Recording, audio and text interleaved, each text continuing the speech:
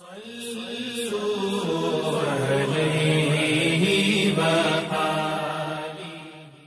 اللہ الرحمن الرحیم۔ صحیح بخاری حدیث نمبر 429۔